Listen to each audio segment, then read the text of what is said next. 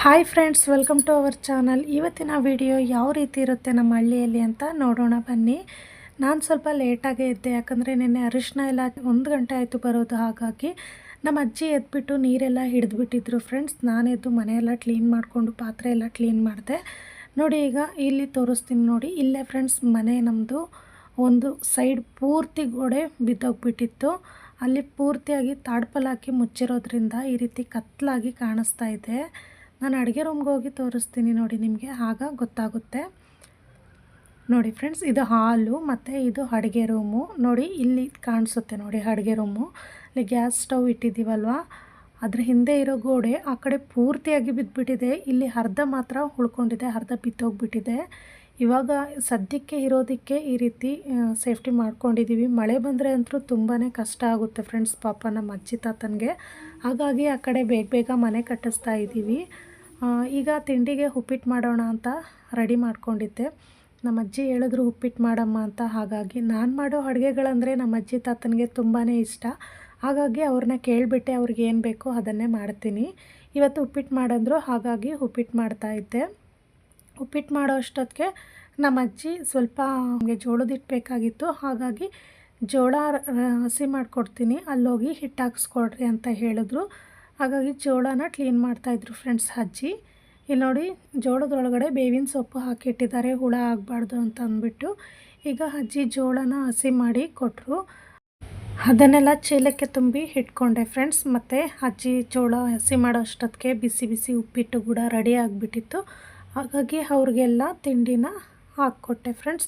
ನನ್ನ ಮಕ್ಕಳು ಮತ್ತು ಅಜ್ಜಿ ತಾತ ತಿನ್ಕೊಂಡ್ರು. ನನ್ನ ಮಗ ರೆಡಿ ಆಗಿದ್ದಾನೆ ಮದುವೆಗೆ. ಮತ್ತು ನಮ್ಮ ಮನೆ ಹಿಂದೆ ನೋಡಿ ಈ ರೀತಿ ಇದೆ, ಫುಲ್ಲು ಗಿಡ ಮರಗಳನ್ನ ಬೆಳೆಸಿದ್ದೀವಿ ನೋಡಿ ಫ್ರೆಂಡ್ಸ್. ಒಳಗಡೆ ಎಲ್ಲ ತುಂಬ ಗಿಡಗಳಿದ್ದಾವೆ, ನಾನು ಆಮೇಲೆ ತೋರಿಸ್ತೀನಿ. ಈಗ ಮದುವೆಗೆ ರೆಡಿ ಆಗ್ತೀವಿ. ಇದು ಮನೆ ಬಿದ್ದೋಗಿತ್ತಲ್ವ, ಹಾಗಾಗಿ ಹೊಸ್ದಾಗಿ ಕಟ್ಟಿಸ್ತಾ ಇದ್ದೀವಿ ನೋಡಿ. ಹಂಚಿನ ಮನೆಯೇ ಫುಲ್ ಕಂಪ್ಲೀಟ್ ಆದಮೇಲೆ ನಾನು ತೋರಿಸ್ತೀನಿ ಫ್ರೆಂಡ್ಸ್. ಇನ್ನೂ ಕಂಪ್ಲೀಟ್ ಆಗಿಲ್ಲ ಇದು ನೋಡಿ. ಇದು ದೇವ್ರ ಮನೆ, ಇದೊಂದು ರೂಮು ಮತ್ತು ಇದು ದೇವ್ರ ಮನೆ. ಈ ರೀತಿ ಹಂಚಿಗೆ ನೋಡಿ ಫ್ರೆಂಡ್ಸ್, ಈ ರೀತಿ ನಾವು ಕಬ್ಬಿಣವನ್ನು ಹಾಕ್ಸಿದ್ದೀವಿ. ಎಷ್ಟು ವರ್ಷ ಆದರೂ ಏನೂ ಆಗೋದಿಲ್ಲ ಈ ರೀತಿ ಹಾಕ್ಸಿದ್ರೆ. ಮರದಕ್ಕಿಂತ ಈ ರೀತಿ ಕಬ್ಬಿಣದ್ದು ಹಾಕ್ಸಿದ್ರೆ ತುಂಬಾ ಒಳ್ಳೆಯದು. ಮನೆ ಕಂಪ್ಲೀಟಾಗಿ ಆದಮೇಲೆ ನಾನು ತೋರಿಸ್ತೀನಿ ಫ್ರೆಂಡ್ಸ್ ನಿಮಗೆ. ಇಲ್ಲಿ ಮದುವೆ ಇರೋದ್ರಿಂದ ಅಜ್ಜಿ ತಾತನೂ ಬಂದಿದ್ದರು ಫ್ರೆಂಡ್ಸ್. ಅಂದರೆ ನಮ್ಮಮ್ಮವರ ಅಪ್ಪ ಅಮ್ಮ ಬಂದಿದ್ದರು ಮತ್ತು ಅಪ್ಪಾಜಿನೂ ಇದ್ದರು. ಎಲ್ಲರೂ ಕೂತ್ಕೊಂಡು ಮಾತಾಡ್ತಿದ್ರು ಫ್ರೆಂಡ್ಸ್. ಅಜ್ಜಿ ತಾತ ನಾನು ಬಂದಿದ್ದೀನಿ ಅಂದ ತಕ್ಷಣ ಬರ್ತಾರೆ ನೋಡೋದಕ್ಕೆ. ಹಾಗಾಗಿ ಬಂದಿದ್ದರು. ನನ್ನ ಮಕ್ಕಳು ಅಲ್ಲಿದ್ದಾರೆ, ಆಟ ಆಡ್ತಿದ್ದಾರೆ. ಇವಾಗ ರೆಡಿಯಾಗಿ ಮದುವೆಗೂ ಕೂಡ ಹೋದ್ವಿ ಫ್ರೆಂಡ್ಸ್. ಮದುವೆ ಚೆನ್ನಾಗಾಯಿತು.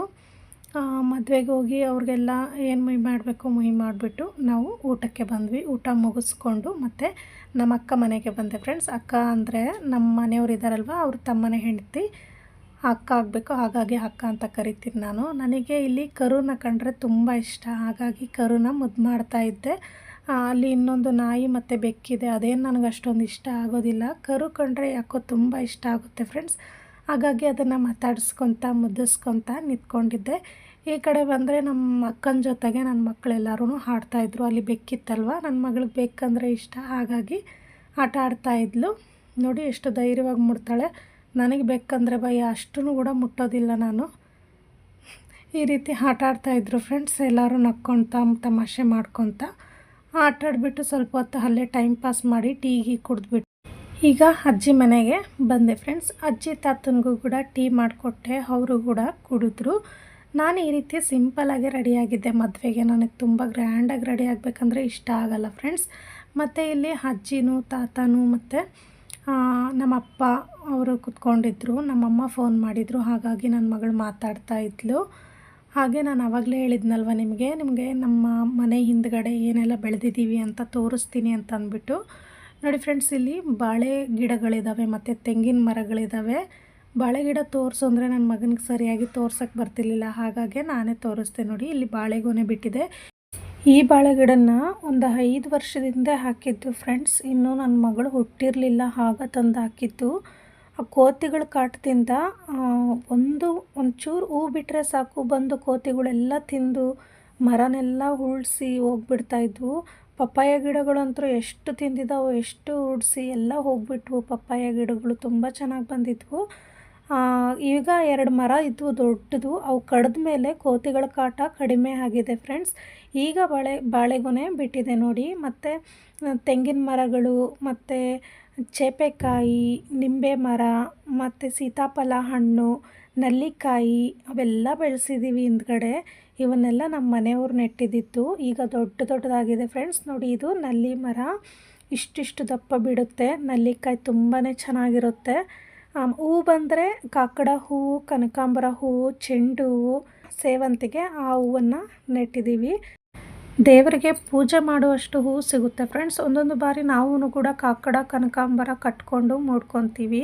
ಮತ್ತು ತೆಂಗಿನ ಮರಗಳು ಬಂದರೆ ನಮ್ಮ ತಾತ ಇದ್ದಾರಲ್ವ, ಅವ್ರ ತಾತ ಅವರು 1-2 ಮರ ಹಾಕಿದ್ರು. ಆ ಕಾಯನ್ನೇ ಇವಾಗ ನಾವು ತಿಂತಾ ಇರೋದು.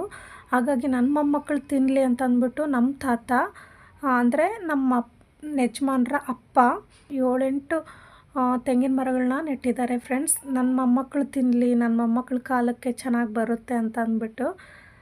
ನೋಡಿದ್ರಲ್ವ, ಇಷ್ಟೆಲ್ಲ ಹಿಂದೆ ಬೆಳೆದಿದ್ದೀವಿ. ಈ ವಿಡಿಯೋ ನಿಮಗೆ ಇಷ್ಟ ಆಗಿದೆ ಅಂದ್ಕೊಂಡಿದ್ದೀನಿ. ಇಷ್ಟ ಆಗಿದರೆ ಪ್ಲೀಸ್ ನಮ್ಮ ಚಾನಲನ್ನು ಸಬ್ಸ್ಕ್ರೈಬ್ ಆಗಿ ನನಗೆ ಸಪೋರ್ಟ್ ಮಾಡಿ. ನಿಮ್ಮ ಫ್ಯಾಮಿಲಿ ಫ್ರೆಂಡ್ಸ್ಗೆಲ್ಲ ಶೇರ್ ಮಾಡಿ. ಅವ್ರಿಗೂ ಇಷ್ಟ ಆದರೆ ಅವರು ಸಬ್ಸ್ಕ್ರೈಬರ್ ಆಗ್ತಾರೆ. ನೆಕ್ಸ್ಟ್ ವಿಡಿಯೋದಲ್ಲಿ ಬರುತ್ತೆ.